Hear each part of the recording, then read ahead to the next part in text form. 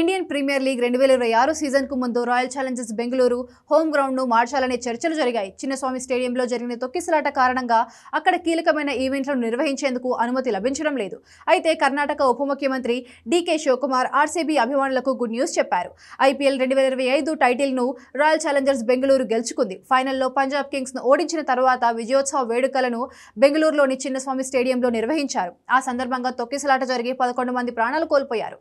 ఈ ఘటనతో స్టేడియం భద్రతపై ప్రశ్నలు తలెత్తాయి. దీని ఫలితంగా బెంగళూరులో జరగాల్సిన 2025 మహిళల ప్రపంచ కప్ మ్యాచ్లను కూడా ఇతర వేదికలకు మార్చారు. ఈ నేపథ్యంలో ఐపీఎల్ 2026కు ముందు ఆర్సీబీ మ్యాచ్లను కూడా తరలించవచ్చనే ఊహాగానాలు వినిపించాయి. Karnataka deputy CM DK Shivakumar IPL మ్యాచ్లను చిన్నస్వామి స్టేడియం నుంచి మరెక్కడికి మార్చబోమని స్పష్టం చేశారు. ఇది బెంగళూరు, కర్ణాటక గౌరవానికి సంబంధించిన విషయమని, ఐపీఎల్ మ్యాచ్లు ఇక్కడే జరిగేలా చూస్తామన్నారు.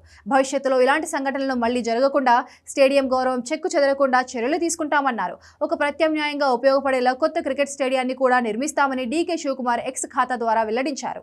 ఇదిలా ఉంటే 2025 మహిళల వన్డే ప్రపంచ కప్లో 5 మ్యాచ్లు ఇక్కడ జరగాల్సి ఉండగా జూన్ 4న తొక్కిసలాట జరిగిన తర్వాత కర్ణాటక రాష్ట్ర క్రికెట్ అసోసియేషన్ పోలీసుల నుంచి అవసరమైన అనుమతిని పొందలేకపోయింది. దీనికి ముందు ఆగస్టులో మహారాజా టీ20 టోర్నమెంట్ను నిర్వహించే హక్కును కూడా ఈ స్టేడియం కోల్పోయింది. అంతేకాకుండా 2026లో జరగబోయే మహిళల ప్రీమియర్ లీగ్ మ్యాచ్లు కూడా చిన్నస్వామి స్టేడియంలో జరగవు.